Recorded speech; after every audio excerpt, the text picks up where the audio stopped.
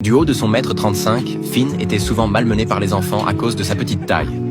Aux caisses, on faisait systématiquement comme s'il n'existait pas. Son nouveau voisin, le type du food truck, l'invita chaleureusement à boire un verre. Finn déclina direct. Il lui proposa alors d'aller courir ensemble. Là encore, Finn refusa. Peut-être qu'à force de faire cavalier seul, il n'aimait pas trop se lier d'amitié. Le soir, on frappa à la porte. Finn se demanda qui pouvait bien venir à une heure pareille. C'était Olivia. Plus de voiture, tu es tranquille maintenant. Déjà éméché, Olivia but encore un verre avec lui.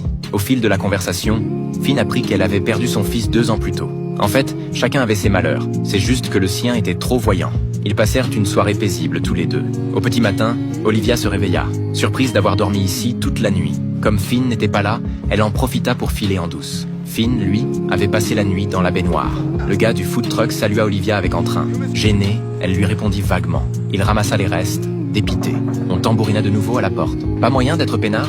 Joe apporta un café. Il était bluffé par Finn. Lui qui était là depuis plus d'1 mois n'avait jamais réussi à lui taper la discute. Et en moins d'1 jour, Finn avait réussi à la garder pour la nuit.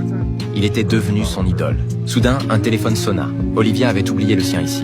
Finn donna le téléphone à Joe et s'assit sur le canapé pour attendre. Finn était épatant, mais des clients arrivèrent dehors. Joe espérait qu'ils pourraient sortir ensemble la prochaine fois. Finn accepta à contre-cœur. Avant de partir, Joe ne manqua pas de le féliciter. Quel pro!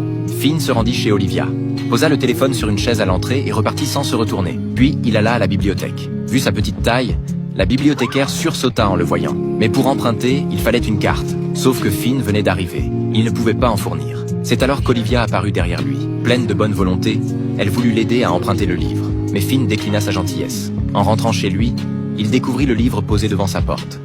Joe lui dit que c'était Olivia qui l'avait laissé. Pour le coup, Joe était encore plus persuadé que Finn était un pro de la drague.